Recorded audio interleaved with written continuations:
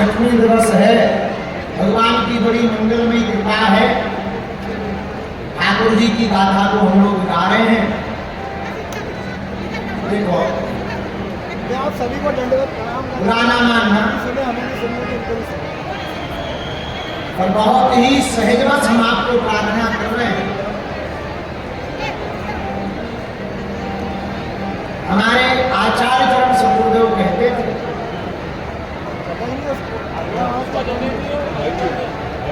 भैया हो गया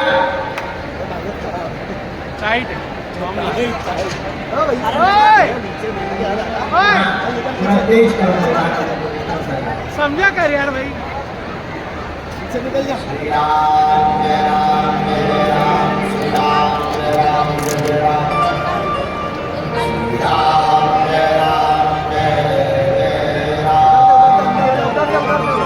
रामचंद्र भगवान की, राधेश्वर हनुमान जी महाराज की, गौ माता की, संत समाज की। हमारे आचार्य पूज्य गुरुदेव कहते थे, भैया जिंदगी को क्रोध में नहीं अपितु बोध में जीना चाहिए। क्रोध में नहीं, बोध में जीना चाहिए। प्रायः व्यक्ति क्रोध में और प्रेम में वो गलतियां कर जाता है जो कदापि करनी नहीं चाहिए। लक्ष्मण जी का चरित्र अगर रामायण में पढ़ो आप, लक्ष्मण जी बहुत बार जोश में तो आए और उन्होंने होश नहीं खोया। हो गए चालू, बताओ कितने अद्भुत महापुरुष बंद होने में भी चिल्लाते हो, चालू होने में क्या हो गया? इंदौर वालों से तो हम ही हारे। लक्ष्मण जी का चरित्र आप रामचरितमानस में पढ़ो, एक चीज बहुत ईमानदारी के साथ सीखने को मिलती है, वो शिक्षा बहुत प्यारी है। बोले क्या? लक्ष्मण जी बहुत बार जोश में आए, लेकिन लक्ष्मण जी ने होश नहीं खोया। वही हम तुमसे प्रार्थना करना चाहिए। जिंदगी में जोश तो होना चाहिए, पर जोश में भी होश होना चाहिए। अपनी वाणी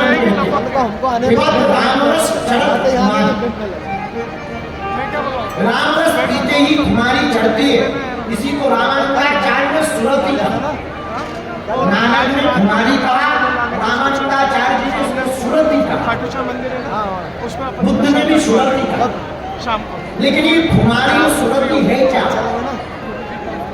हमारी मति कहती है न पूरा बेहोश न पूर्ण होश, न पूरे बेहोश में रहना न पूर्ण होश में रहना, इसी का नाम खुमारी है। भैया जो सावधान हो जाता है, जो जोश में भी होश नहीं खोता है, उसकी जिंदगी एकदम पवित्र निर्मल होती है और लक्ष्य को पा जाता है। साधक के जीवन में खोज होनी चाहिए, साधु के जीवन में मौज होनी चाहिए। साधक के जीवन में खोज होनी चाहिए, साधु के जीवन में मौज होनी चाहिए। और जो साधक खोज करता है वो पाता है, और जो साधु मौज करता है वही बुद्ध बन जाता है। इसलिए आज की कथा का सूत्र सभी इंदौर के पार नोट कर रहे हैं। हमें क्रोध में नहीं, बोध में जीना चाहिए। दुनिया बदल जाए, लेकिन हमें अपने सिद्धांत नहीं बदलने चाहिए। परिस्थितियां कैसी भी हो, विचलित नहीं होना चाहिए। जो व्यक्ति परिस्थितियों में विचलित नहीं होता है, वही व्यक्ति दुख पर और सुख पर विजय पाकर भगवान के चरणों का आश्रय पाकर आनंद को प्राप्त करता है।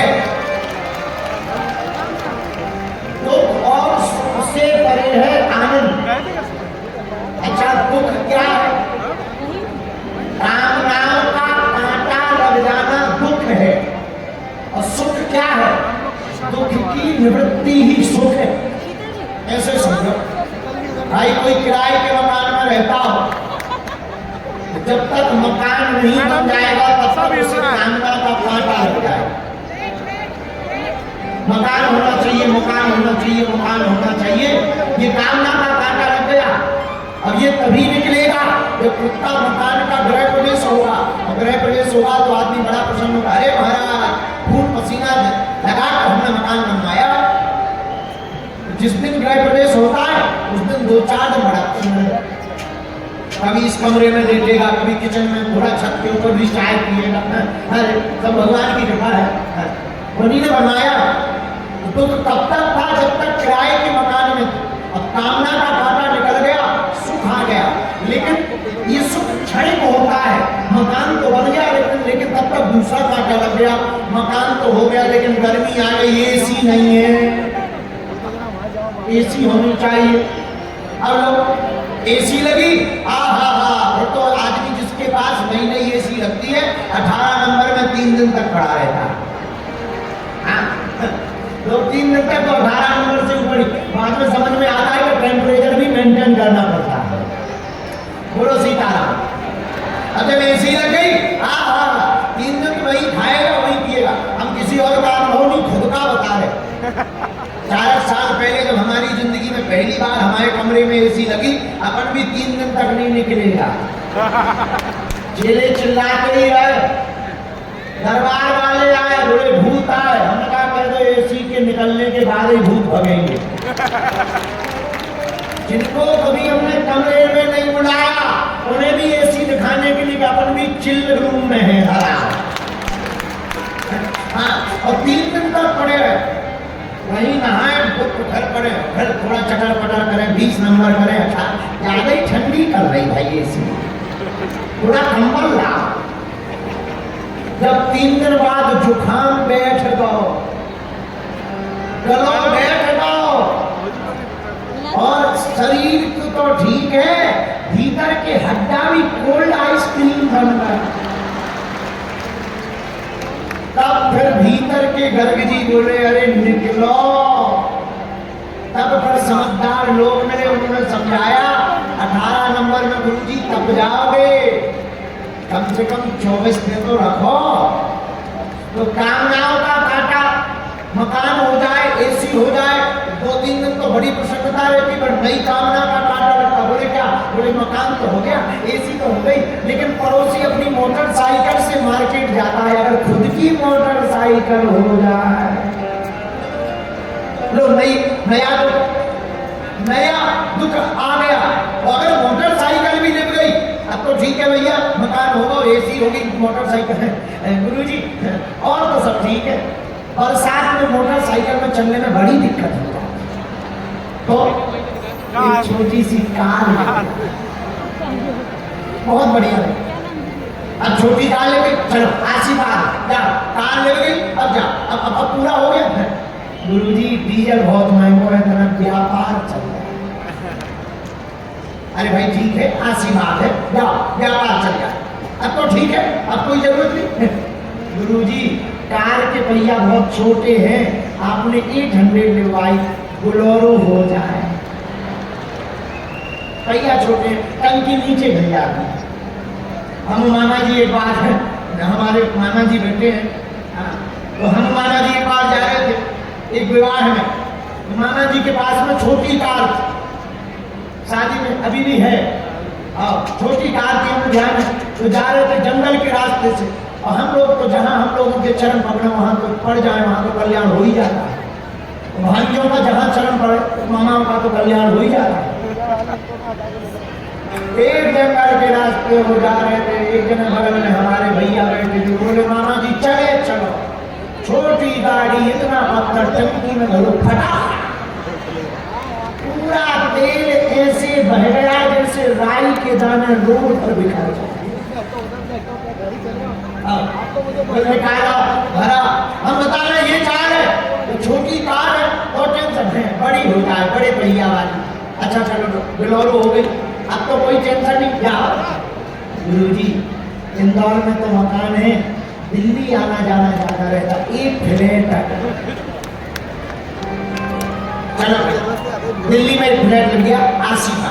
अब तो ठीक है, अब जरूरत नहीं है, और तो सब ठीक है, आपकी कृपा होती। मुंबई बहुत आना जाना होता, एक फॉर्च्यूनर और हो जाए भैया, फॉर्च्यूनर हो गई, मुंबई में मकान हो गया, अब तो कोई काम कमी नहीं, अब तो कोई आ सकता नहीं। गुरु जी क्या बताएं, हमारा तो दिमाग खराब है। क्यों? अरे वाह, हमें जरूरी मीटिंगें रहती हैं, जाम में फंस जाते हैं। एक अगर हेलीकॉप्टर मिल जाए, लाल बत्ती से बच जाएंगे। हेलीकॉप्टर मिल गया, आशीर्वाद। अब कोई जरूरत है, अमेरिका में बिजनेस हो सेट, मान लो अमेरिका में बिजनेस सेट हो गया, फिर कोई आवश्यकता नहीं, और तो कोई आवश्यकता नहीं, और अमेरिका आना जाना होगा तो व्हाइट हाउस में एक कमरा भी अपना होना चाहिए। फिर तो कोई आवश्यकता नहीं, सब हो गया, फिर तो सब हो गया। और भविष्य में कभी चांद पर प्लाटिंग हो ना, 1000 गज का तो अपना होना चाहिए। ये कामनाओं का कांटा है, इसी का नाम है दुख। क्या है? बोलो बोलो, इसी का नाम दुख। और सुख क्या है? कामना की पूर्ति होना है सुख, और कामनाओं का कांटा लगना है दुख। लेकिन इन दोनों से जो परे हो जाए, न जिसे दुख सताए न सुख सताए, और जो गुरु चरणों का हो जाता है, उसी का नाम आनंद कहलाता है। इसीलिए हमें आज का सूत्र दिया, क्रोध में नहीं बोध में जीना चाहिए। ये बोध कहां से प्राप्त होगा? संतों के चरण से प्राप्त होगा। अच्छा, कहीं से मिले या ना मिले, हमारे प्रिय तो एक इष्ट है, उनसे तो मिलेगा। क्यों? सर्व सुख है